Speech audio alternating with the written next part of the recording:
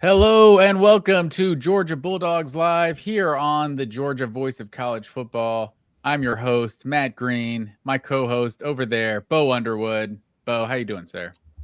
Doing great, Matt. How are you doing? Excellent, sir. Excellent. From a Georgia perspective, we could be better. We could be doing a little better right now, but we could also be doing a lot worse. I think we should all remember that. We could be Florida fans. Absolutely, man. We could which is just in more ways than one would be worse. But Oh man. oh man, that was the biggest thing that happened this weekend. I felt like obviously the Michigan Oklahoma game was like the biggest game, but I guess that's where we should start because we didn't do a recap show. My boy over here, really flaked on me on Saturday, and we missed the show. I had to go to a concert at the last second. What concert you go to? Sorry for flaking on you, Matt. No worries, man. What concert? If you can tell the people. His name is Jordy Greep. He used to be in a band called Black Midi, and it's like progressive rock. He was good. It was a good show. Okay, good stuff. Make me feel a little bit older than I already do over here, but that's cool, man. Hope you had a good time. Where's the concert? Georgia Theater. Nice. Yeah, great venue, man. The best. Yeah, that is. I went to a stand-up show there a few months back, and the comedian made a joke about it. It's like somehow it's like this room is like huge and like tiny at the same time. He's like, I can tell each individual person what they thought about the joke, basically. But it was pretty funny. But yeah, the biggest story of the weekend, obviously, like South Florida upsetting Florida, that was huge. And Oklahoma, Michigan, big time game. But with the Georgia Bulldogs, it felt like week one was just like a non-story. It was like, yeah, the Marshall game was fine. Like there was actually people that were upset after the Marshall game. It's like, dude, I don't know what you're upset about. It feels like you want to be upset if you're mad after, what was it, 45-7, I think the final score. Yeah. Like it wasn't sexy, but it was also very easy. It's like you want these games to be easy. But the Austin Peay game, it's like I struggle like the way people are kind of talking about this game because it's like it didn't look good, but it's also I don't think I was alarmed leaving this game. I was just more like nothing excited me in this game. You know what I mean? Like it's 28-6. Austin Peay basically did nothing offensively. Like what they have like 200 total yards or something like that. Like the defense is at least, you can't take away that much. You can't learn that much from games like this, but at least they basically did nothing offensively. So I feel like defensively they looked fine, as good as you can look in a game like that. I mean, without pitching a shutout or something. But I just felt like offensively, they scored 28 points, like with the 2 fumbles and the goal line stand. Also, the way some people are talking about the goal line stand, it's like, it's not like they ran the ball at Austin Peay 4 times from the one, like this, 2019 Florida or 2018 Florida or something. Oh, yeah. You can't get a yard on Austin Peay. I mean, that's like, exactly what it reminded me of, though, man. But I mean, in terms of that, like we legit ran the ball at them like 5 times in a row and couldn't get anything. Yeah, like the clock was a factor because of like the timeout situation. So it's like they threw the ball a couple times, they get extra plays. So it's obviously still disappointing and embarrassing to not be able to get it when they finally did run it because it is Austin Peay and you should score from the 1-yard line. But I don't know. I feel like the goal line stand terminology was like, I don't know, maybe I'm splitting hairs there. It felt like a goal line stand to me, man. I think no disrespect to Austin Peay, but against that team with the guys that you have, the athletes that you have, you should be able to score there. I mean, that was atrocious. I am not going to get up here and sugarcoat how bad I felt after that at all. I really thought that was one of the worst displays of offense from Georgia that I've ever seen.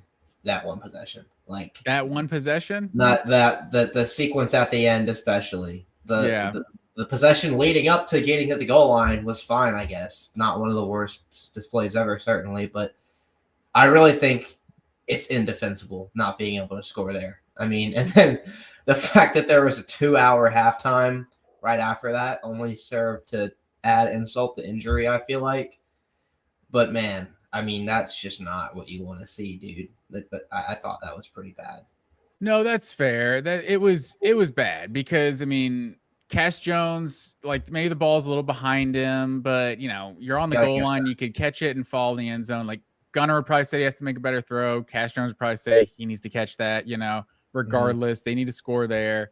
Gunnar could have thrown a pick on the next, was that the next play to Zachariah Branch? Like the Yeah, dude broke on that. that's getting picked in the SEC, dude. Yeah, it's like that. So that could have been picked, and then it was Bowens, right, on that play that got Owens got stopped. stuffed. So yeah, I mean, it's definitely a bad look for sure. I'm not gonna sugarcoat it either. I guess I'm just splitting hairs. Trying to make myself feel better. But overall, what was your thoughts coming out of the game? Well, I thought there were some positives to take away from it. I think that the defense looked pretty great. I mean, they looked like they got up and wanted to play Austin Peay just like they would have gotten up the same way to play Alabama or Texas, which I think is really all you can ask for out of those games. I mean, they were playing pretty hard out there on defense, which you didn't see every game last year. You know, they sleepwalked through the entire UMass game last year, and that was not the case in this one or against Marshall, so that was good. And I think the run game also showed some signs of just better consistency and more efficiency than anything. Like there weren't a lot of explosive runs or anything. I know that I think Phillips broke one for over 20 yards, but other than that, it was just a bunch of 4-yard, 5-yard runs that kind of kept the offense on schedule. And I know some fans might say that you should be aiming higher than that against an FCS opponent, which is definitely fair, but I really think that the main thing that they should be looking at out of their running game at this point in the season is just consistency, especially with the injuries. But all that to say, the big negative from this game, I thought, was just Gunnar Stockton not pushing the ball down the field is kind of concerning, man. I'm not here ready to say that he's bad or anything, or that he can't win or Georgia can't win with him, but I am concerned. But I'll let you take that first. Yeah, I mean, I understand any Georgia fan who feels that way right now, right? Like he went 20. You look at the stats: 26 of 34 for 227, no touchdowns, no picks. Like, yeah, that's fine. You talk yards per attempt, that's not great, but like, I felt like in the Marshall game, and I think some people who break down X's and O's kind of talked about this too. Of like, Marshall made a point to not get beat deep, and they were just giving Georgia the short stuff, and they were taking the short stuff, and and scoring most times they got the ball in that game. This one just felt like, so like we talked about, we didn't see the vertical passing game in week 1, but it's like maybe that's just what the defense is giving you, and I think that was more the case in week 1. This game was, it felt like there were guys running open down the field, and Gunnar feels like it feels like Gunnar is nervous, or he's trigger shy or something, because that's like, yeah, you can manage the game and all that, but part of managing the game is like you hit open guys down the field too. So I would say it's definitely concerning. I would not say Gunnar Stockton was bad in the first game or in this game. He just didn't do anything that excited me. It's like maybe he's not good, he's not bad, he's just fine. Like Georgia can probably beat a lot of teams with their quarterback being fine, but I think if you're going to want to win the most, like Georgia does, I think it's reasonable to be concerned. I mean, are you wanting to legitimately see Ryan Puglisi right now and see what he can do, or are you not there yet? No, I'm not there yet. Although Puglisi did look good, I thought, against Marshall, so that was cool to see. I don't think he even got it. Did he get in against Austin Peay? Yeah, he did. Yeah, he got in that last drive. He threw a couple passes, yeah. Yeah, that he did throw a laser. I think that was the one drop I can remember from the game. But he's definitely got more arm talent than Gunnar.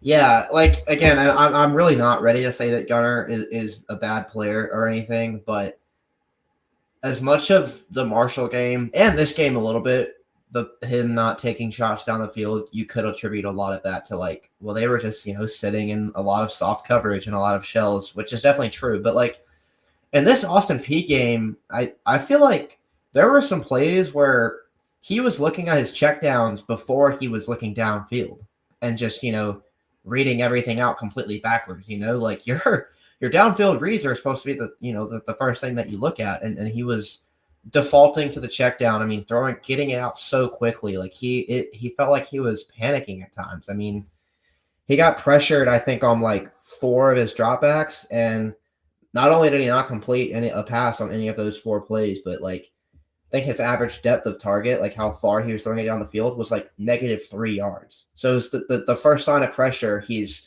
trying to get it out of the check down, and he's getting it out inaccurately, and it's like, not going forward or anything at all. So I thought that was concerning. I mean, he was just bailing from clean pockets way too early, I thought, which is something that I didn't really expect because, I mean, Gunnar Stockton's big audition before this season, the Notre Dame game, one of the things I thought he did really well was like not be afraid to take that contact in the pocket and hang in there and fire. He's not doing that right now. Like he's just not, and that's why I think something is going on. It has to be mental. I don't know what. Yeah, I don't know if I'm that quick to say it. It's an inexperienced quarterback. Obviously, yeah, you make the point about the Notre Dame game. I wonder if it's the offensive line because you like you said, only 4 pressures, so it's not like they did terrible, but we've seen so many injuries already here in the first 2 games. Maybe Gunnar just doesn't trust this group, or there's just the lack of continuity. I'm not sure what it is. But it appears that he's not playing with confidence, and like the way they talked about him, he just feels like he's such a vibes guy, like the team loves him, and it's just all the vibes, all the intangibles and everything. So if this guy's not vibing, it's like, yeah, no, very what would true. you say it is you do here? Yeah, that's really fair. I mean, I don't even think it's fair. Like, this is not what you're saying, but I have seen some people say it's like, well, it's the offensive line, and I really think if you're only pressured 4 times against Austin P, you should be able to be fine with that. You gotta be able to put up numbers if you're going to be pressured 4 times against an FCS school, because if you're reacting like that to 4 pressures against an FCS school, dude, like Tennessee's got a few draft picks on their defensive line, man. Like you can't be playing like that. I mean, he had I thought the pass protection was not perfect, but it was better than it was against Marshall, even though we'll get into the offensive line, I guess, in a little bit. Like Gunner's supposed to be the deep ball guy. That was one of his big selling points before the year, was like he throws a better deep ball than Beck. Beck's more of an intermediate guy. And we're just not seeing that at all. And I think that's something to be worried about going into the first SEC game.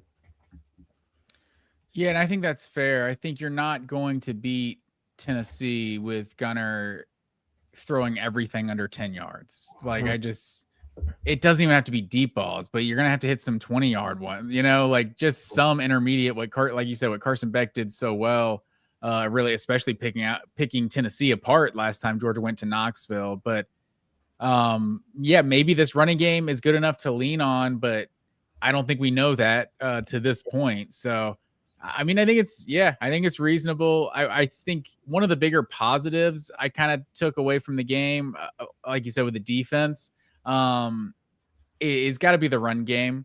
I think the fact that they appear to have, I mean, these are 2 cupcake games, but I think the carries really seem like worth looking at, like worth reading into at this point through 2 games. That I think Nate Frazier, Chauncey Bowens, and Dwight Phillips are the big 3 in this backfield right now. Like I think, maybe Bo Walker contributes. I would assume Josh McCray is going to contribute, being an Illinois transfer that was as productive as he was a year ago. After that, I don't know if anyone else is even, I don't know if Roderick Robinson's even in the rotation. I mean, those other 2 I named aren't even really in the rotation at this point. So Cash Jones, still kind of has his role. Like he gets on the field. So it feels like you're playing those 4 running backs with Cash Jones being the 4th. Yeah. I think Jones is probably your third down pass catching, pass protecting guy, and then it does really look like those three guys are the guys that they've landed on. I think that McCray and Robinson still do stand to get a little bit of playing time later in the year, just because they just offer size that nobody else in that room really does.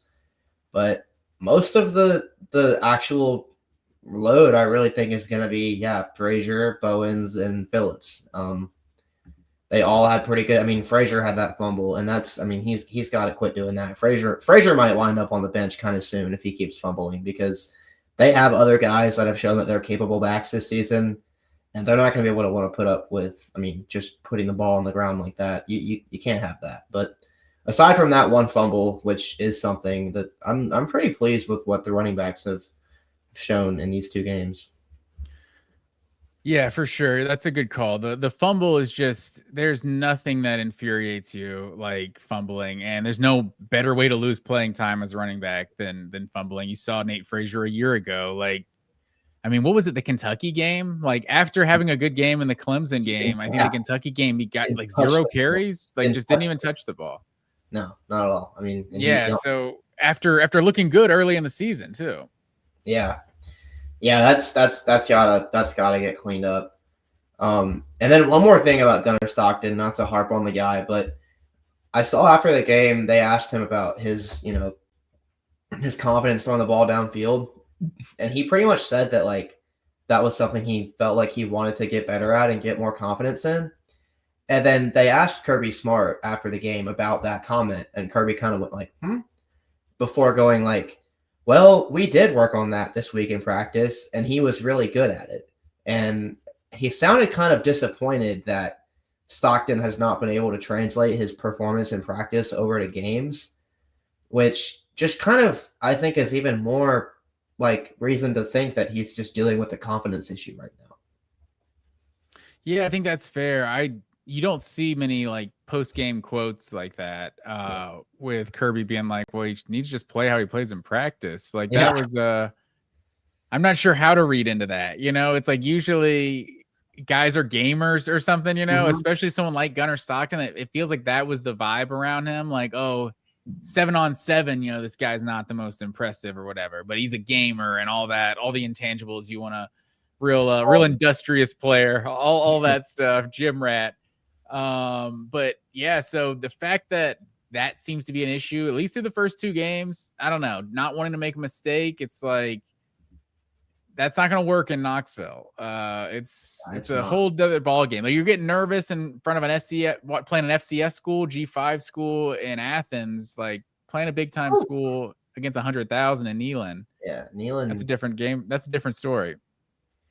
It is difficult to play there, man. And I mean, the good thing about confidence is that it's something that can be easily rebuilt, especially if you keep stacking good days and whatnot. But Stockton is going to have to get more aggressive. Like, it's just, you will not win games in the SEC when you are this paranoid about pressure or the possibility of pressure or the possibility of turning the ball over. Like, if you play not to lose, you will. That's the old adage. So I like, and this isn't the first time. Like, Carson Beck, 2023, his first 2 games, he was also criticized for being a bit too conservative in times and not wanting to turn it over and not being aggressive enough. But he eventually did kind of flip that switch after the dog days of September were behind him. And this is a critical juncture for Gunnar Stockton as Georgia's quarterback, this Tennessee game. I mean, I think we'll find out. It might be a hot take, but I don't think it is. I think we're going to find out more about Gunnar Stockton after this game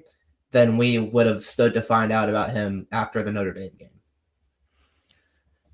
Yeah, I think that's fair, because the Notre Dame game, like, he obviously is the starter, but it's like he's still the backup. He's still QB2. Like, he's got a month to prepare, but he's still not truly the starter. He's gone the whole offseason being the guy, essentially. Mm-hmm.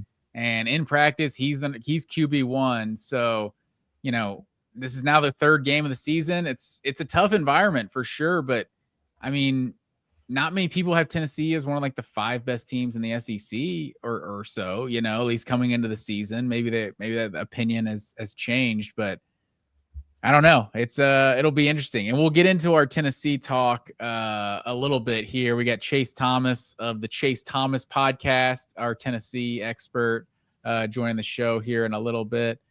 Also, shout out to Thomas T-Bone, watching, tuning in live. Go Dogs, Thomas. We appreciate you watching. But yeah, I mean, is there any other thoughts you had on the Austin P game? Just to give the stats. I did actually want to talk about one more thing. Oh yeah, go ahead. The cornerbacks. How about Ellis Robinson, first interception as a Bulldog? And he damn near split snaps with Daniel Harris. Dalen Everett played the most snaps, but there was a pretty even distribution of snap count among the cornerbacks. And I wonder if that just means Georgia wants to figure out a way to get all three of them on the field. So that was not the best Janelle Aguero game in the world, and I wonder if we could see Dalen Everett or Daniel Harris make an appearance at nickel at one point this year. Yeah, that's a good call. I wonder if they just kind of continue to take the competition into game 2. It was good to see Dalen Everett back in this one. But Ellis Robinson, like, I love the interception, right? It's not necessarily the I'm not going to say because he got interception, he played better than Daniel Harris in this game. You know, it was a deflection. He picked it off. Beautiful play though, still. But yeah, of course, we're gonna shut out the takeaway for sure. But yeah, I think that'll be interesting to see. You know, Tennessee, you know how they like to spread teams out, but at the end of the day, they're typically a run first team. And if Jonel Aguero, I assume he's going to be the better option than playing one of those guys as a third DB, just in terms of tackling ability. Yeah, he definitely is, but I think Aguero, they threw it at him twice in this game, and he let up a catch both times, and I don't know. That's just, he's always been an inconsistent player who has dealt with a lot of ups and downs in his career, and I wonder how short his leash really is with all of the growing pains, because like you see what they like about him, of course. I mean, he's physical, he's big, he's an athletic freak, but if the goal eventually becomes to get their best 5 DBs on the field, I'm not sure if I would include Jonel Aguero in that. That's interesting. You think if Jonel Aguero lost playing time, it would be to one of the corners and not to one of the safeties? I think they have 3 starting caliber players at corner, and I think they're going to want to get all of them on the field eventually. Yeah, that's a good call. It was also good seeing Talon Taylor get involved, or Talon Taylor, however you pronounce his name. I've heard it pronounced both ways, but he got a couple catches. It was like the first series of the game, and I don't think he ever touched the ball again. Yeah. That's probably the longest catch of the game Talon Taylor had, right? Like they did he? Yeah, for 19. I don't think Gunner averaged 7 yards, or seven air yards per attempt in this game. Like they threw it downfield once. It was Talon Taylor. Yeah. So, you know, we'll see if how sustainable that is moving forward. But without further ado, sir, unless you have anything else to say, we're gonna turn the page from Austin P. Yes, sir. Cut to the chase. Great segue. Let's get Chase Thomas of the Chase Thomas podcast. And honestly, I'm being a bad host here, man. Fan Run Radio. Plug. What are you doing on the weekday in Knoxville? Yeah, Fan Run Radio, Fox Sports Knoxville. 105.7 FM, 1340 AM, always streaming for free on that Fan Run Radio app. Also, I do that Monday through Friday, 1 to 3, do the pod, obviously, with you, Matt, twice a week here in the college football season, once a week during the off season, but new Tennessee stuff every day, Monday through Friday. Also writing every day on the Tennessee over there at sportsrenaissanceman.com. for all my Tennessee deep dives and all that kind of stuff. So a whole lot of Tennessee content and college football with you twice a week. I love it, man. Other than the Tennessee orange, I'm a big fan. I'm a big fan of yours. Just to introduce the folks here, Chase Thomas, me and him go way back in our North Georgia days, until he became a big shot and ended up in Knoxville. But happy you were able to join the show this week, Chase. Hey, we're North Georgia forever. I mean, I was thinking about this the other day. We've known each other for, we've been out of college over a decade. So it's been a while, man. And obviously we started in when we crossed. I mean, it's been 12 years, I think, just about. I've known you for 12 years, I think, somewhere around there. Yeah, for sure. And I extended the olive branch. You know, I usually rock my Rocky Stopped t-shirt the week of the Georgia Tennessee game. Flashback to what 2011 that was, the year Isaiah Crowell was there. But the folks aren't going to see it, but I'm rocking my UNG shorts right now, so I felt like, you know, that was kind of me extending the olive branch to keeping things nice on the show this week. University of North Georgia, man. It's a great place. We both got our degrees. We're big time, and went to Tennessee for my master's and got the best of both worlds, Matt Green. But yeah, Knoxville's pretty great. North Georgia's pretty great. We'll always ride for UNG. Yes, sir. But let's get that out of the way, sir. It is game week. Let me get my fancy graphic up here on the screen, sir. Can we do 3 and the graphic? There it is. It is. We got Chase Thomas kind of being blocked out with the Georgia G over there, but you know, that's this is pretty diabolical. solid. That's what the folks want anyway. This is diabolical. Why? Like, you're putting me behind the Georgia logo? What's happening here? So the 15th ranked Tennessee Volunteers hosting the 6th ranked Georgia Bulldogs. Georgia went down a couple spots in the AP poll this week after the 28-6 win over Austin Peay. College game day is going to be there. Just hit me with just the general, just how are people feeling in Knoxville? How's Tennessee? How are Tennessee fans feeling about this week against Georgia? I mean, oddly, really positive. I mean, the lines dropped down to what, 4.5, 3.5, depending on where you look. So it's dropped a lot in the last 24 hours since when it was first announced. I mean, I think Tennessee fans they think they're getting Georgia at a good time.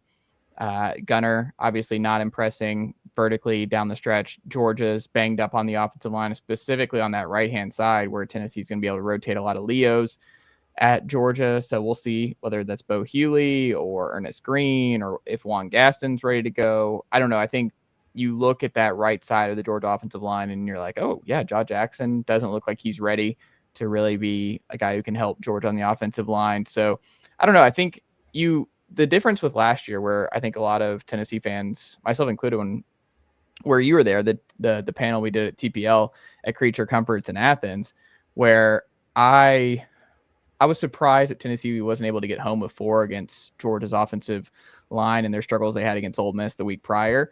And then I think one of the things they did not do is, like, in those 40 dropbacks, they did not blitz. Like, that was something the last 2 years, Tim Banks has been able to have a top 10, top 15 scoring defense without blitzing and being able to get home with 4 when he needs to, with James Pierce, Tyler Barron, Josh Josephs, this, that, and the other. This year, they're blitzing more. The linebackers are blitzing more. They're sending 5-6 guys pretty consistently this season. So I think I'm going to be really interested to see how Georgia deals with Tennessee's aggressive calls. I think they have the best blitzing linebackers they've had since 22. Jeremy Banks and Aaron Beasley were really good blitzing linebackers, but I think Spillman and Arion and company are going to cause Georgia some problems in the interior when they're blitzing. And we'll see. I think Bo Carter was really awesome in his special teams opportunities. He's finally returning punts again after working his way back in the lineup. So yeah, I mean, he almost put Tennessee up 14-0 in that game in Athens in the first quarter. We joke about it a lot, Matt, but I mean, Brett Thorson doesn't make that tackle. Tennessee's up 14-0 in that game, and who knows how it goes. So I think you're also kind of optimistic because, like, the gunner part of it, man, I don't know. It doesn't seem like Kirby is all that enthused by his start, and they're talking about he's got to play like he practices, and I mean, he's got to take those vertical shots. I heard before I came on, Bo, you were talking about they had one vertical shot, and it was to Taylor in that game against Austin Peay. So you're on the road, like, he's not gonna be able to do that. Like, you're gonna have to take some shots, and you're gonna have to make Tennessee pay in soft zone coverage that Tennessee likes to play a lot, especially over the middle. So I don't know, Gunner, he's gonna have to, like, Tennessee is gonna make Gunner slice and dice them, and I don't know if he's gonna be willing to do that. You know, like, it's new, it's his first road environment, and it's gonna be loud. Checker Nealon is gonna be in effect here. I mean, it's going to be a pretty crazy environment for him, obviously, game day being here. So I don't know. I think this is going to be the lowest scoring potentially of the Tennessee-Georgia history. I think both teams feel probably pretty good, but I think this is definitely the best Tennessee fans have felt in the 5 meetings thus far. And like I said, getting him early before Gunnar can settle in, before this offensive line can settle in, I think might end up paying dividends for Tennessee, because usually when they got him, Georgia's, I don't want to say desperate, but Georgia's really rounded to form. And obviously the Tennessee game last year was their jumping off point. Like Georgia really kicked their season into gear after beating up on the Vols. So I don't know. I mean, you still haven't scored on them in the last 2 games in the second half. You still got to figure some stuff out there. But I think by and large, Tennessee fans are pretty optimistic. Joey Aguilar taking some deep shots, no picks. I mean, the offensive line too. Like, I just think the game is going to potentially come down to how Georgia and their front 7 deal with Tennessee's much improved offensive line. Because I think a lot of people are wondering about Tennessee's 4 new starters. Tennessee, I think, is really, really strong and deep on their offensive line. This is the best offensive line they've had since 22. And I'm curious how much they're able to win against Gabe Harris, Elo Badozi, Jordan Hall, Elijah Griffin, guys like that. Because I don't know. I think Tennessee, as Tennessee now being in the plus 50% blue chip ratio, and the kind of guys that Rodney Garner and Glenn Ellerby have brought in the trenches, they're pretty similar. And I think that is going to be the big battle here, is how does Tennessee's offensive line hold up? And then the other final one, I know I'm talking a lot, but Georgia, it's no question that Georgia and their secondary, they're physical, they hold all the time, they're very aggressive, and Tennessee has not handled that well at all. Like, Keely Ringo is probably the biggest offender of that. I mean, he was tackling dudes. I mean, that first drive against Tennessee in 2021. Tongue, huh? I said, you bite your tongue, sir. I mean, Keely Ringo's he was built like a running back, but he was out there playing corner, and they're going to play physical, and they're going to make Mike Matthews and Braylon Staley and Chris Brazzell prove that they can win one-on-one. Like, they're going to have to. Doesn't mean they have to do it all the time. They have to do it sometimes. They have to win sometimes one-on-one, and they have not. Tennessee's receivers through 4 seasons under Heupel have not handled press man from Georgia very well. And Georgia's, I mean, they're going to grab you. They're going to come in. They're going to make them work, because, you're not going to throw a flag every time. But yeah, there's a lot of different ways that Tennessee can win this game for the first time in a long time. But I don't know. I'm still kind of cautiously skeptical, I guess. I'm cautiously optimistic, but I'm also cautiously skeptical of this game. But I don't know. I do think I understand why Tennessee fans are more optimistic than they've been. I think they have a better shot. I'll say this. I think they have a better shot than they did in 22, even when they were the number 1 team in the country going into Athens. I think this is their best shot. Interesting. Bo, I'll let you go next. Oh, yeah.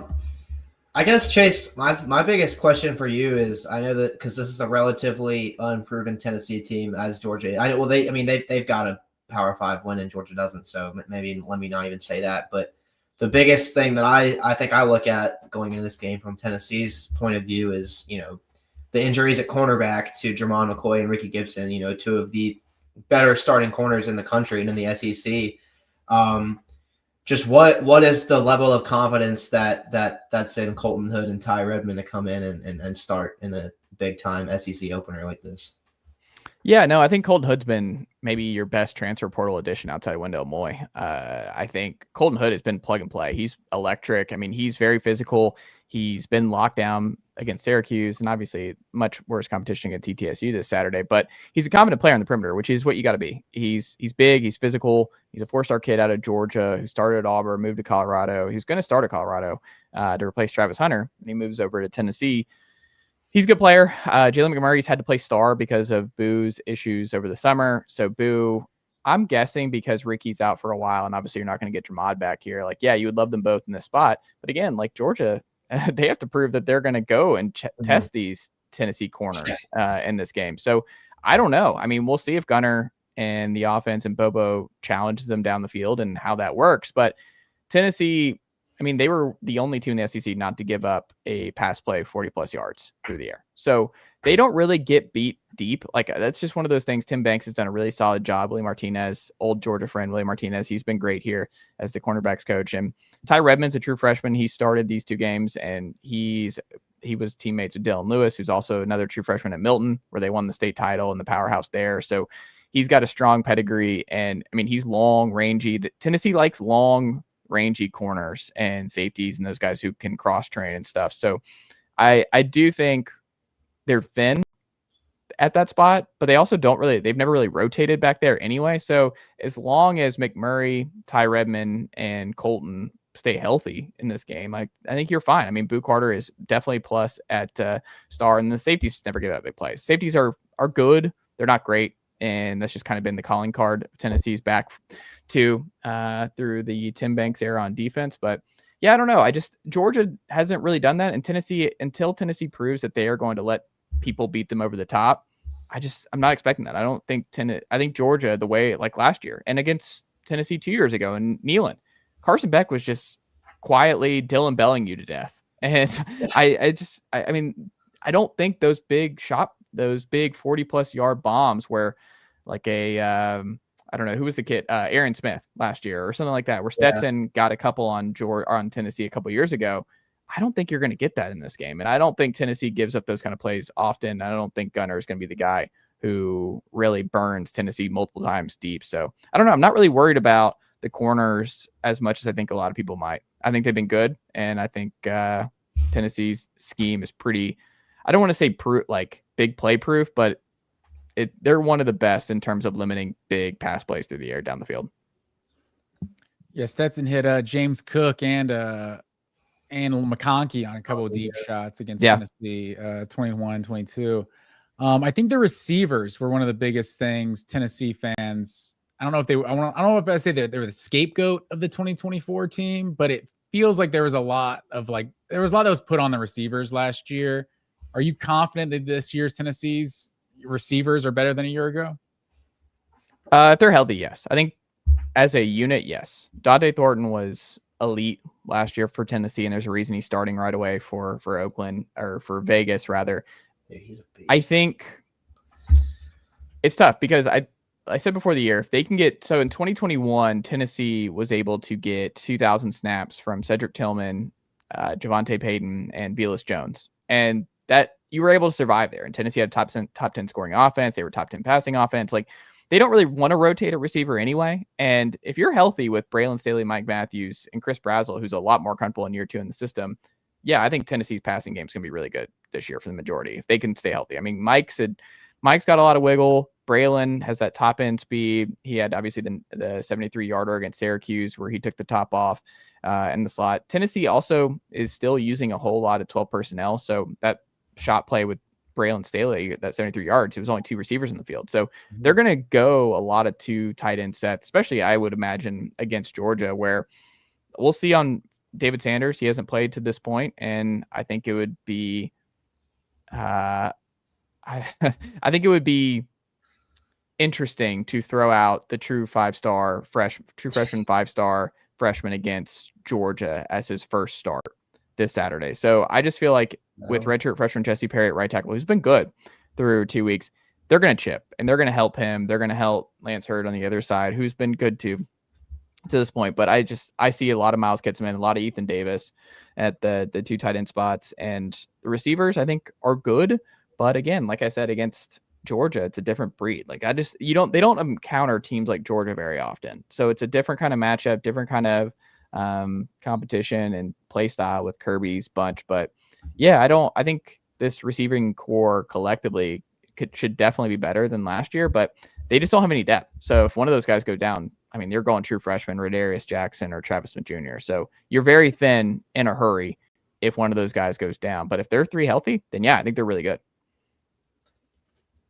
Yeah, I feel like this game is going to be a big thing to look out for. It's just going to be how well Tennessee's receivers can do against all of the press man coverage that they're going to get from Georgia's defensive backs. Because these last few years of this rivalry, especially under Heupel, one of the biggest things I think from each game is like Georgia's DBs will just jam the crap out of Tennessee's receivers at the line, and they just can't get off of it. And it's just like you can't overcome that physicality because, like you're saying, like yeah, they'll call it sometimes, but like Kirby's always going to tell them to just do it until they get called for it, you know, and they don't really get called for it that much. So that's going to be something that I think is really going to be interesting to look at. And just the amount of 12 personnel, I think Tennessee is making it a point to like be more physical this year overall because they've seen how much they've gotten like out physical by this Georgia team in the past. So those heavier sets are going to be really cool to see, especially with such a young offensive line that Tennessee has. I wonder how much Davis. But is Tennessee going to have an advantage being more physical than Georgia's defense? That's the question. Like, just if they're like without the wide splits and everything, just kind of playing more in a phone booth, like, and maybe that's an exaggeration. Yeah. Tennessee's not going to play that way, but I would have to say that plays to Georgia's strengths, right? Which is that front seven. Are you asking me or Bo? I didn't know who you're asking. Whoever wants to take it. I'll ask you, Chase. You're the Tennessee expert. So I think, so part of the new wrinkle. So Tennessee's doing a lot more pistol this year. One of the things that's so curious to me about Joey Aguilar through 2 weeks is that ball he threw up to Mike Matthews on a 53-yard touchdown, where Mike kind of just came out of nowhere and snagged it for a touchdown.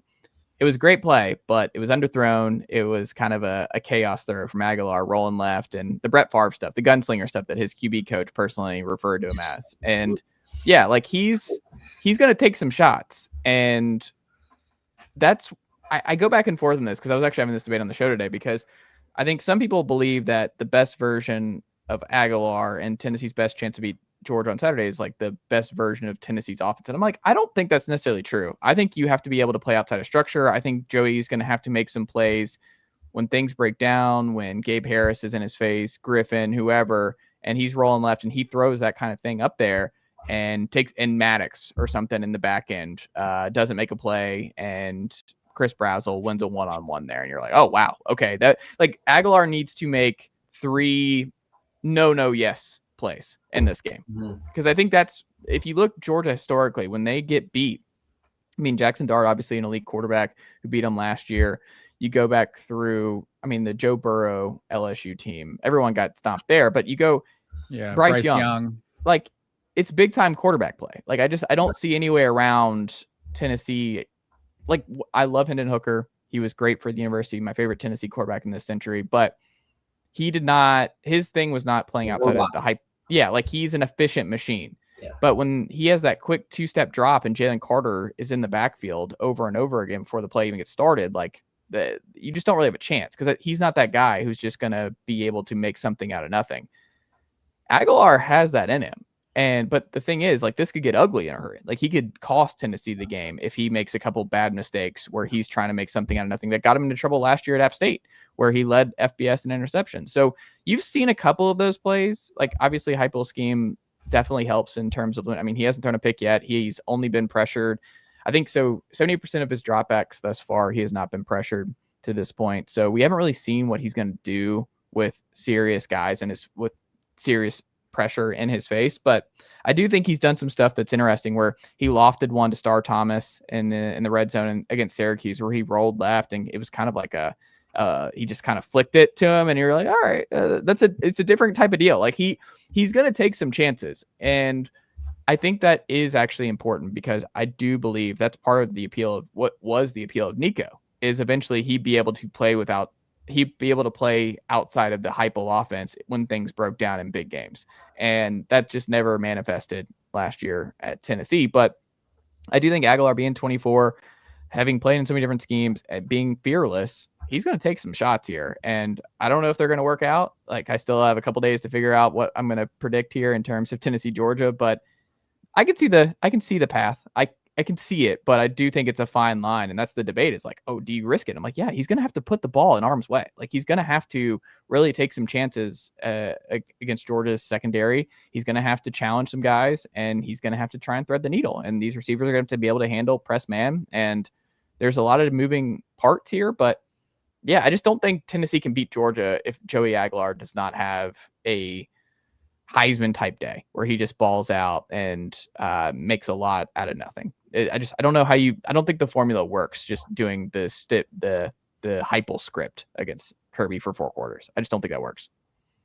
See, it's interesting that you think that this is the confident that Tennessee fans have been, because I would say right now, and it's still early, so they could be the best team they've had in years, but they don't feel as good as 2024 or 2022 to me. Like, really? Maybe it's when they were number 1. Yeah, like right now, they don't feel like they were as good as a team as those other two teams. That's what I'm saying. Like, so it's interesting that you're the most confident this year. Is it just because appears to be the worst Georgia team we've seen in 5 years? I think part of it's that I think they've also just kind of closed the gap with athletes. Like Tennessee is back in the blue chip ratio. I mean, they just did not have the body, especially defensively in 22. Like Tennessee did not have, I mean, this was a top 10 scoring defense last year. And they just have a lot more SEC bodies, especially in the trenches. You look at Tennessee in the trenches now versus when Heupel first got here. It's just night and day. Like Tennessee has 5 Leos, all blue chippers. Like that's just Rodney Garner and Coach Chop have been stacking dude after dude in the trenches. And part of it is also Glenn Elby. You're going to have 2 5-star tackles potentially starting this game, and Lance Hurd and David Sanders. You're going to have 3 4-stars in the interior. Like that's, I mean, they have dudes, like they have bodies that can now withstand Georgia more so than they could have a couple years ago. And I think, like I said, early returns in the offensive line is really strong. And I think that's part of it is Tennessee is once again averaging over 5 yards per carry. They've averaged over 5 yards per carry all 4 years under Heupel. I think the versatility we've seen, I think part of it, I think there's a lot more faith in Tennessee's defense than there was in the early part of the Heupel era. And I just think Tim Banks, William Inch, Rodney Garner and company, like, yeah, you're banged up at corner and we would love to have Jermod and Ricky ready to go for this game. But man, like Tennessee's just got a lot they just come in waves. Like they rotate so well and they develop so well on that side of the ball that I think there's a lot of trust in this defense. And Heupel's lost 1 game in Neyland in the last 3 years. And it was to Georgia in 23. And I don't think Gunner scares Georgia or Tennessee fans like Carson Beck did. And I don't think Georgia is as strong, especially in the running game. I don't think the drop off from Todd Monken to Mike Bobo, I think changes some calculus there. And I don't know. I do think the deep shots that Joey Aguilar has hit thus far, I mean, he's the 3rd highest graded PFF quarterback through 2 weeks. Like Aguilar has played really well. So older quarterback, played really well. Tennessee's lost 1 home game in 3 years. I understand the optimism. I'm still a little skeptical, but again, I mean, Tennessee played their best game against Georgia last year and they still lost in the second half, but I mean, they played a really good first half. I was really happy with how Tennessee challenged Georgia in the first half last year on the road. Now it didn't work out in the second half, but I do think they made strides. So I could see this being part of it's like, I just want a 4-quarter game. Like we haven't had a 4-quarter game in Neyland Stadium yet in the Heupel versus Kirby era. So can I get 4 quarters of close football? Can we do that? Yeah, you probably got to go back to the Butch Jones era before when last time they played 4 quarters in Neyland, right? Yeah. Georgia's sitting at 8 straight wins in this rivalry, 4 straight, like you said, in Knoxville. And the last 4, because Heupel has this reputation as being such an offensive guy, that's why the games against Georgia stand out so much. Because what did this team come in averaging 50 a game or something in 2022? What are they averaging, like 60 right now or something? They're in the top 4 in scoring. I think USC, Oregon, and Texas Tech are the only 3 ahead of them. But you know what's funny is Tennessee actually scored. So in their first 2 games against an ACC and FCS school last year, they scored 120 points. And this year against an ACC and FCS school, they actually scored 117. So they're actually 3 down. I will say I'm proud of you, Chase Thomas. You've come a long way. I think last year after averaging they put up 70. Did they put up 70 twice against like Chattanooga? And then they scored they put up 70 against Chattanooga. They set a program record on Saturday. They dropped 72. Okay, who was it? The one, oh man, Kent State. Kent State. They dropped like 50 at halftime, right? Yes.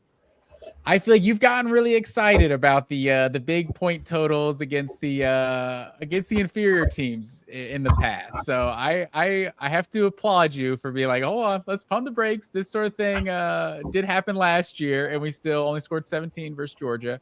It just feels so much different from a Georgia perspective.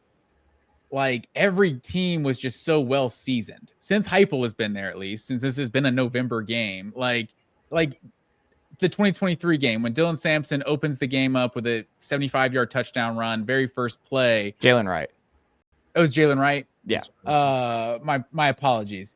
And like that place was just going nuts and everything. And essentially Georgia didn't give up anything for like the next 57 minutes of the game. Like they just, there was just so much experience. You had so much leadership on those teams. if Georgia were to give up a 75-yard touchdown run on the first play of this game, it feels like with the inexperience on this current team, like I don't trust that they would just be able to just rally and just bounce back the way they have in other years. Like, and we're talking about 2024 as well. Almost went down 14-0. Like if Brett Thorson doesn't make that tackle, but were they down? Actually, they may have gone down. Like, were they down 17-0 or were they down 17? 10-0. It was 10, yeah. 10-0. And then it was tied by halftime, and then Georgia put it away in the second half. You've seen a lot of games where Tennessee has a really good offense, and this Georgia defense is able to stifle them. Since Heupel has been there, if the offense right now is what worries me the most on Georgia's side, and so I don't know that it takes a Heisman caliber game from Joey Aguilar to win this game. It might only take 20 points. I don't know. If you go through Georgia's history here, Georgia scores a lot of points in the series. Yeah, I have a hard time believing Tennessee's going to be able to beat Georgia scoring 24 points. It's hard to – it's just like even with all the question marks that you have around Georgia, like that are certainly valid at this point, it's just hard to picture anybody winning a rock fight with Georgia. Yeah. Tennessee's going to have to get closer to 30, I think, to win this game, which they definitely can do. I mean, my God, they just had 72.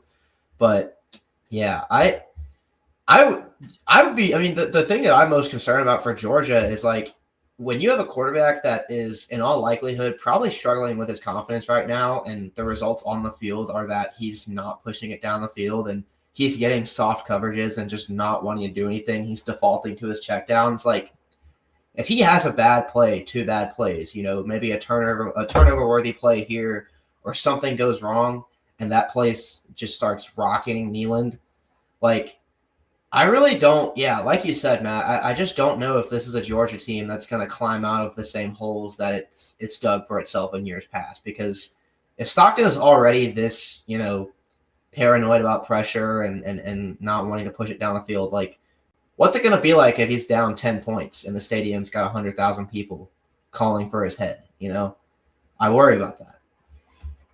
Yeah, I think that's fair. And you look at some of the early SEC road games Georgia's played the last couple years, whether who was it last year? Kentucky was the first road game, and that was just probably Georgia's worst performance of the entire season. The Ole Miss one was pretty bad too, so I'm not sure. We're splitting Kentucky hairs was there. worse, dude. Kentucky, I don't think they won a single play on the line in Kentucky. Kentucky was worse because Kentucky was worse. Yeah. But yeah, but then 2023, that's the Auburn game, right? With Brock Bowers took it over late in the game. Put the tape on, man. And even the first game at home in 2023 was South Carolina, and that was South Carolina 14-0 at home or at the half, or 10-0 They were down 14-3 at half because the same thing happened, because the offense wasn't clicking early and Beck got nervous and was afraid to take shots, and then it leads to them being down 11 at half. And that was a bad South Carolina team that they were playing at home. This is a top 15 Tennessee team on the road that's hosting game day and hasn't beaten you in 8 years and really wants to beat you. Like, you can really see where, like, I'm not quite, like, on the side of, like, oh, Tennessee's, like, this is going to be their game. They're going to come out there and beat Georgia. But I really do feel way more reasons to be worried as a Georgia fan for this one than I did last year. And last year they were getting a lot of hype. Yeah, I think that's fair. And I think there's a lot – I think there's reason for Georgia fans to be nervous, and there also feels like all the pressure is on Georgia. You know, maybe that's just being Georgia fans. They're the higher ranked team and all that, but it feels like when it comes to Tennessee, like obviously this is an important game to them, but the expectation isn't necessarily on Tennessee to win. I don't know. Maybe that's splitting hairs, but it feels like more pressure is on Georgia. Because Joey's a legend forever if he wins this game, but if they lose, I don't think anyone's going to point at Joey and say that guy sucks. Whereas Hooker, that was Hooker's game to win, you know? I feel like the pressure on Aguilar going into this game is not what it was on Hooker entering 2022. That's because they're not number one in the country. I know it's like a lot of that, but has to do with that, but still. Like, Aguilar can play pretty free in my eyes. I feel like he should come out there looking loose because you've got nothing to lose against Georgia, man. Like, go out there and let it rip is what I would say. I just feel like it comes down. I shouldn't say it comes down. I think the thing that I am most curious about, the Ole Miss had a blueprint in Walter Nolan, Princely, Imanora, and all that. Like, they just overwhelmed Georgia's offensive line last year. And I don't think Georgia's fixed their offensive line issues from a year ago. But Tennessee did not adapt. And Tennessee they were so stubborn about only sending 4. And then Carson Beck was not put on the ground once in his 40 dropbacks. Gunner, you want to get in his head early. So I just feel like Tennessee is going to blitz early in this game. They're going to send Arion Carter, send Boo Carter off the edge, send Jordan Ross in the Rabbits package. They're going to be way more aggressive than what Georgia's offense has been accustomed to from Tennessee, I think, the last couple of years. I think they've learned from what happened last year and seeing, hey, we're going to push around. And if Juan Gasson's a true freshman coming in here, we're going to see where he's at. We're going to see what Josh Jackson's able to do. We're going to see Bo Hewley. We're going to see Ernest Green. Can he handle it? Like, I just think that right side of Georgia's offensive line is very fascinating to me because I feel like Tennessee has the potential to whip them. And if they can, that is a huge, huge problem for Georgia and Gunner, who's trying to get settled, trying to try stuff down the field. If it's a turnstile on that side and Tennessee's winning on that front and they are getting home and Edwin Spillman just crushes Gunner Stockton early and he's like seeing ghosts and like getting in his head. I mean, I don't know. I think that could flip the game. So for me, I am very curious how Georgia's offensive line, because what have y'all, they've thrown out 10 different offensive linemen to start the year? It's been a ton of different. Yeah. So how do they handle the Tennessee Waves? Like, how do they handle Jordan Ross, Joshua Josephs and company? Because if they're coming and if Tennessee's more aggressive there and they win in a way they were not able to win in their front 4 last year, I think that changes the game in a lot of ways. Yeah, Josephs and Eason. Sorry, no, you go ahead. I was just like Josephs and Eason are going to make it really tough on them to establish the run. And if you can't, Jackson Moy should be ready to go in the interior. Nathan Robinson's popping. I would love David Hobbs in this game. He won't be available, but I think Tennessee, they're going to rotate 12-ish guys on the defensive line, and they're going to, I think, be way more aggressive at their linebacker blitzes than they have in years past. That's just a hunch. Yeah, I think that's one of the reasons why this Georgia team is so hard to read. I mean, granted, they also had 2 cupcakes to open the season, so this is essentially the first game. We don't even really know what this team is, but it's also, we're coming off a year in 2024 where they won the damn conference and no one knew how good they were still. So it's like, it was such a weird season. Like you said, like, excuse me, the offensive line was an issue a year ago, but all of a sudden the defense was the issue a year ago. But all of a sudden, when they played the actual teams that made the college football playoff, they played their best. Like, it was really weird when it came to Texas and Tennessee. So, like, just like, I feel like all of the signs kind of point to Tennessee winning this game, but it feels like just the Georgia-Tennessee dynamic is the only reason people are like still trusting Georgia, myself probably included, because this team has won 8 years in a row. And we saw what happened last year when this was the real deal Tennessee defense, right? And they had the 5-star quarterback, and it's like, it still didn't make a difference. So maybe that 5-star quarterback wasn't as good, but it's like, there's still like a vibes thing that it feels like Georgia, from a fan perspective, like Georgia owns Tennessee, but that someone owns someone until they don't, right? It's like, it just, at some point, like, none of those previous 8 games actually affect this one until the final score happens. And you're like, oh, see, we own them 9 straight or whatever it is, So none of those games are going to matter, but it feels like from a fan perspective, that's why I feel like the public is still not all in on Tennessee. Whereas I feel like just from what we've seen on the field in the first 2 weeks, it's hard to be too confident if you're a Georgia fan. Bad job by you. This is absolute nonsense. You're just throwing this out ahead of the week. You're just trying to flip the narrative, like the underdog dogs. Like, this bit by you. Doubting us. Yeah, like the 7-5 nonsense man. that's coming out of Matt Green right now. He's just setting the stage for what will be what a gutsy effort from the Dogs, the favored Dogs. Because the ESPN like FPI right now has like Tennessee has like a 53% chance to win. So yeah, that's been going viral on Georgia Twitter. It's like, look, everyone says we're gonna lose. Like they're doubting us. 53% is everyone. You have to psych yourself out, man. You have to gaslight yourself into thinking that everyone hates you and thinks you're going to lose. That's the only way that you can. I mean, everyone does hate Georgia. I mean, with good reason. But I will say, and like America's team will be playing in orange and white on Saturday. But I do look at. I mean, it'd be sweet, man. Matt might skip the pod for weeks at a time. I don't know. I might never let him live that down if Tennessee wins in fun fashion. I'm starving for it. Like I hate losing to Georgia every year. I hate that these games are not competitive in the second half. Like it'd be nice. How many times can you get up and get hurt again? I don't know. Yeah. We have never done a podcast after a Tennessee victory over Georgia to this point. I don't know. I'm not sure how I'm gonna feel. Look at you. You're already setting the stage again, like a reverse jinx. Like, I don't know how I'm going to feel when I come. Like, I mean, at some point that day is going to come. Maybe it's Saturday. Maybe it's 5 years from now. But bad job by Georgia you. can't just continue to beat Tennessee every year. Like, this is gross stuff from you, Matt. Like, just, like, this is, oof. Bo, I don't know how you put up with it. Like, this is.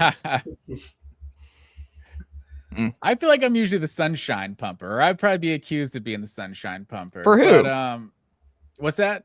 Sunshine pumper for who? For Georgia, like being too positive or whatever. I would probably get that a criticism. I was going to say, no Vol fans who watch I have ever equated you as the sunshine pumper for Vol Nation. I don't think. Oh, no, not for Tennessee. No, I need to take Tennessee down a peg or two when I'm on that show. But everything's School HQ. Yeah, something like that. Pretty good at everything school over there. I don't know. I think it's interesting to me because I look at this team and I told you all off season. Well, I guess from the moment the last season ended, not all off season, because my opinion changed a little bit around May or so whenever Nico transferred. But this was always going to be my number one most difficult game on Georgia's schedule because of how the uncertainty around Gunner and everything. And the fact that it was the first real game of the season. You just don't know what this team is made of. And Tennessee's probably top 10, maybe top 5 if Nico is playing like preseason wise. So the Nico stuff kind of, and I wasn't always the highest guy on Nico anyway, but that's what always kind of, that kind of changed my perspective a little bit. But all my other feelings are still there that I don't know how good this team is. And going into Knoxville, Neyland Stadium, not knowing college game day and everything, and you not really knowing how good your team isn't exactly a recipe for success. Yeah, it's definitely not, man. I really think we're gonna learn whether or not Gunnar Stockton is like. I hate to just use this word and oversimplify, but I think we will learn whether or not he is good after Saturday. We will have a very good idea of who he is, man. Even more than we did after the Sugar Bowl. We will learn how much Georgia fans care about driving a Lambo versus driving a 1980s truck. Apparently, it matters like so much to them. Yeah. But the last thing I'll ask you, Chase Thomas, before we let you go here, how many points do you think you will feel confident with? Like if you get a crystal ball and you learn Tennessee scored 28 points, 20 points, 30 points, whatever the number is, what's the number that if you find out Tennessee scored that you feel good about the result on Saturday? I'd say at least 34. Wow. Okay. We saw this Georgia offense struggle to score 30 last year. I'm not sure how many SEC games they're scoring 30 in this year. But Bo, anything else for Chase before we let him go? Oh no, I think we can let Chase run loose. We've kept him long enough. All right, sir. Well, I appreciate you joining. I'll be on the Chase Thomas podcast later this week, and we can discuss and give our score predictions and all that. But appreciate you joining, man. And if you want to plug one last thing on the way out? I mean, just there's no reason for me to plug anything over here because no Georgia fans listen to the Tennessee stuff that I'm putting out or reading the Tennessee stuff. I mean, you can just look me up, Chase Thomas and Tennessee Balls, and you'll find all kinds of stuff. But if you want some preview stuff this week, sportsrenaissanceman.com, and in the podcast, you'll get some great Tennessee Georgia previews. So I guess I take that back. Some Georgia fans might tune in this week because of what we got cooking in Neyland Stadium on Saturday afternoon. That's true. We want to know our foe. That's why we brought you on, sir. Know your foe. Exactly. So I appreciate you joining, man. Until next time, have a good one. Yeah, I appreciate it, guys. Thank you, Chase. See you guys.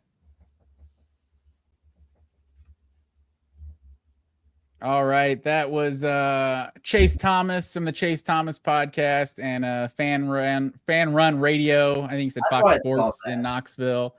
But yeah, good guy, known him for a long time. I wish I would have seen this last chat question. I would have asked him from Sanjay Ganur. We'll let you take this one, Bo. Would you rather have Stockton or Joey Aguilar right now? Funny, every week we talk about a quarterback and the chat is like, well, would you rather have him or Gunner? Which is fair because we are a Georgia show. Right now, just because I'm feeling pretty low on Gunner, I'd have to go with Joey Aguilar just because Joey Aguilar is in his like 6th year playing college football. He's 24 years old. This is his 3rd school.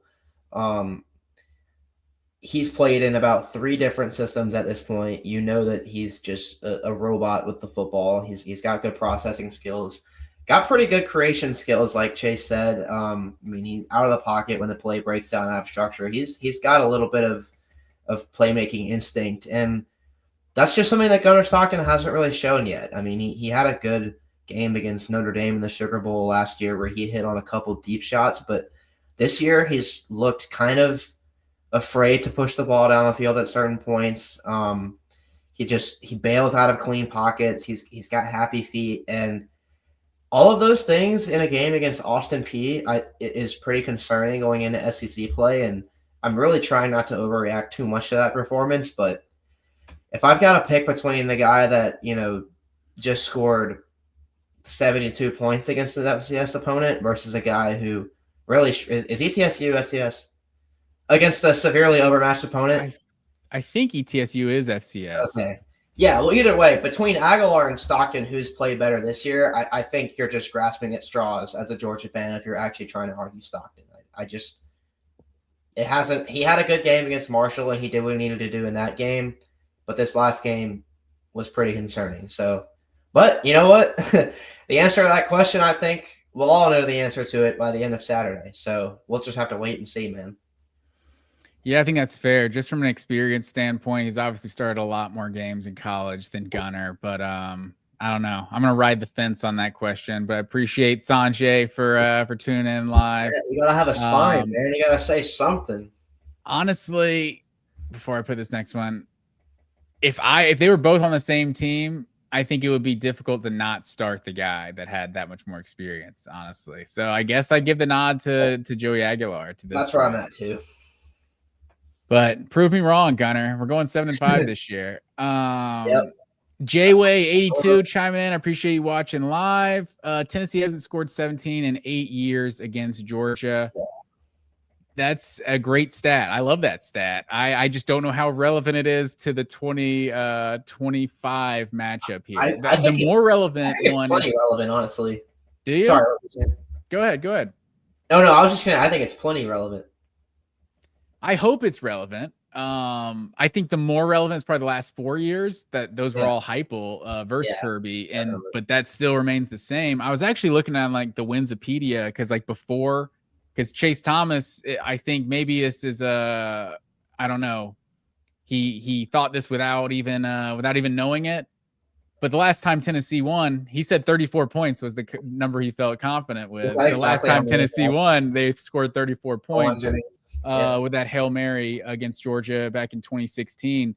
But yeah, those 8 straight, I think that was one of my hot takes for the year was that Georgia beats Tennessee by 1 score this year because all the other ones the last 8 years have basically been blowouts. And even the ones that weren't, like last year was not a blowout, but 2022, it's like 27-13 doesn't look like a blowout. It may have been 4. It may as well have been 4. It might as well have 0.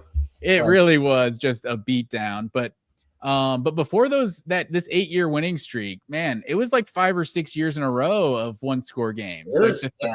The Hail Mary in 2016, the 2015 game, Reggie Davis's best game of his career that unfortunately didn't end well. Tennessee won 38-31. 2014.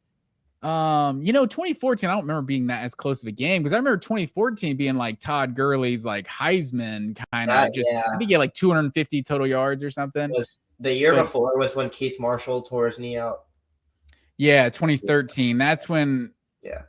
Georgia fans love to like have revisionist history about Aaron Murray, but they hated on Aaron Murray for like 3 years. Oh, yeah. And that senior year, obviously the LSU win and the South Carolina win, those would have been his junior year, right? No, that was his senior year.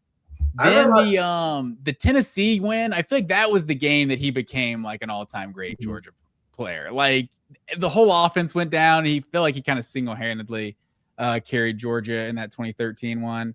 2012, another one I felt like Georgia was up big, and then it kind of Tyler Bray just kind of stayed close, 51-44. I was actually at that game.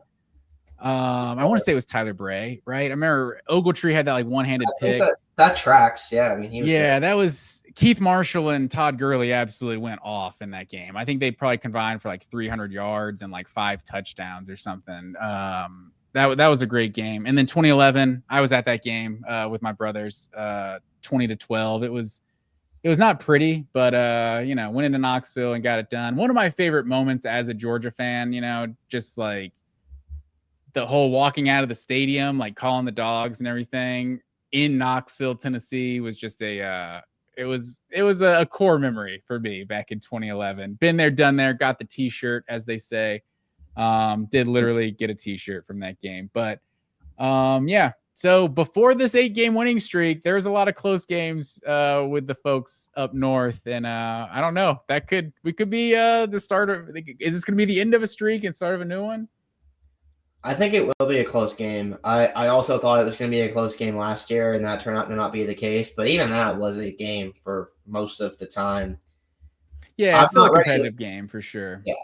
As much as I've got up here, and I've bemoaned Georgia's offense and its quarterback in particular, I still do. I still do think Georgia wins this game, but I think it'll be by one score. If I had to give you a score prediction right now, I would go 22-17 Georgia. 22-17. That's interesting. Like 2017, like by 2017. Okay, I was like 22 is kind of an interesting football number right there. I'll get a safety on the last play.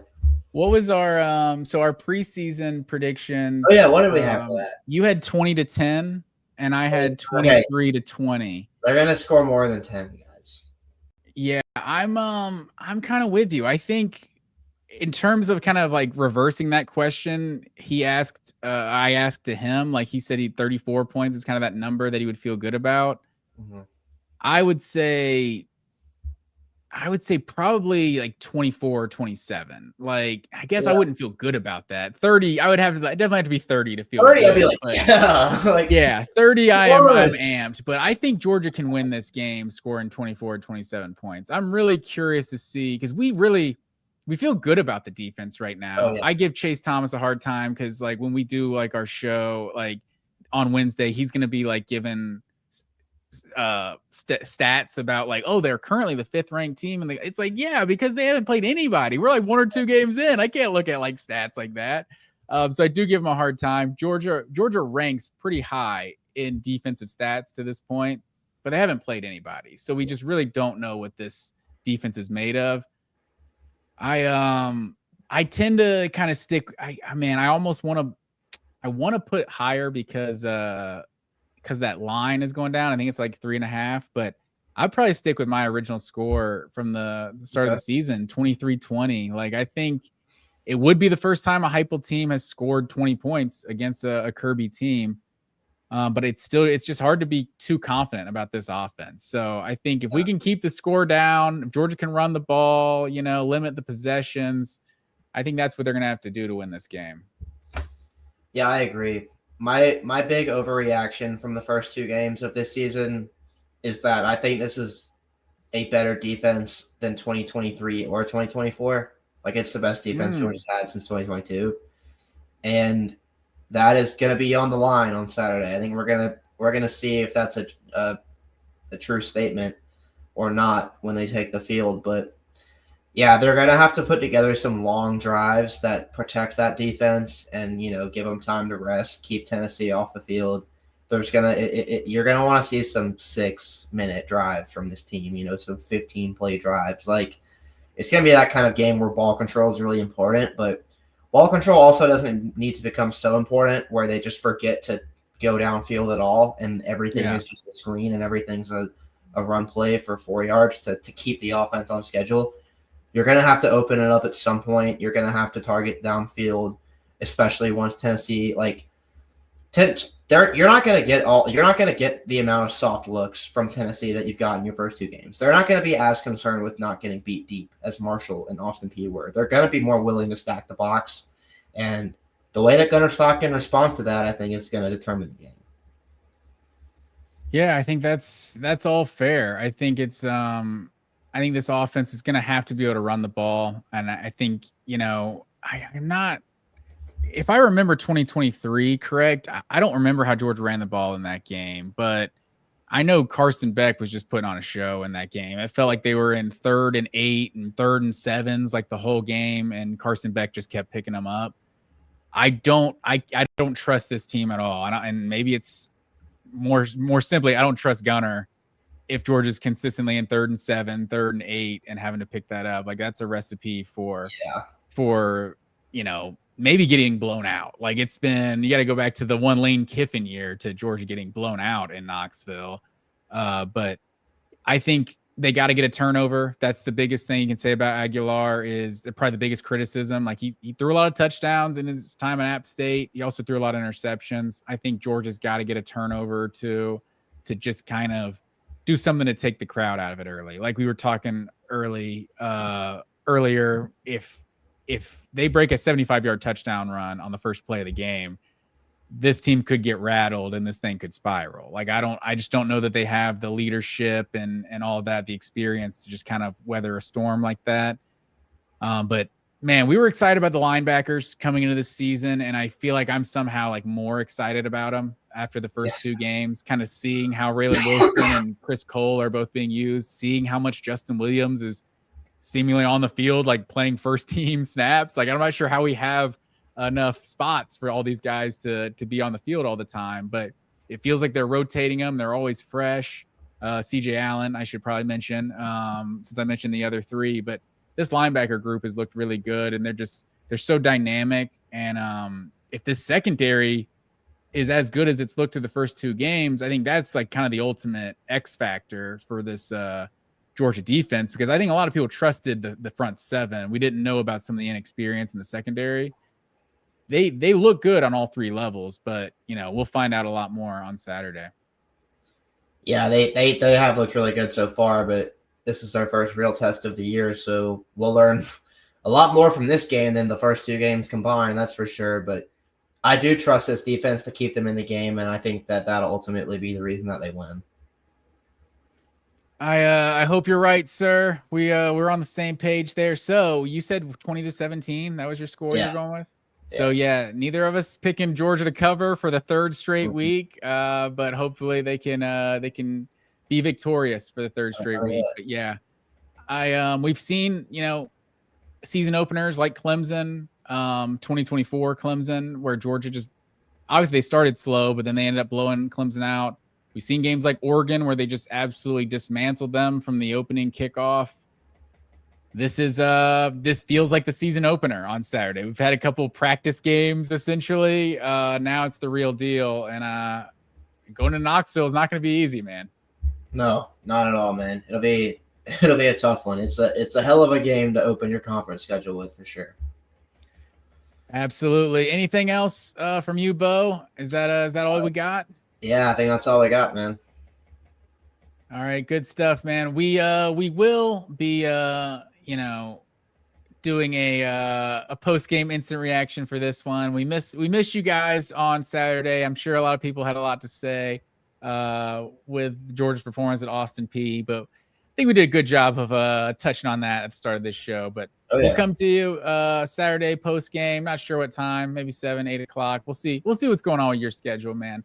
But until next time, folks, we come to you live. I appreciate everyone who tuned in live, everyone in the comments and everything. We'll be here every Monday at 7, as well as a post game on Saturdays. So until next time, go Dogs. Go Dogs. College football is even more exciting when you've got some action on the line, and the games are even better when you're cashing in. And the Voice of College Football is the place to be to get the greatest value. Start with my picks. 75% against the money line, 58% against the spread, and I've got a 40-plus year track record. 11-0 in the college football playoff for me last year against the money line, 8-3 against the spread. And I'm just the warm-up act. Steve Merrill of Wager Talk is our ace in the hole, show stopper. 7 years with the Voice of College Football, over 30 years in the industry. Steve gives us analysis on all the big games, but you can't miss Steve's weekly under-the-radar pick. 28-12 against the spread the last 3 years. You also get picks from some of our top analysts here at the Voice of College Football, including Corey Bratta, Matt Zemek, and Steve Dace. Check out those numbers. Become a YouTube or Patreon member for just $99 per month. Go to the main channel on YouTube, click join, and then select a betting tier. Do the same thing on Patreon. Make 2025 a winner now.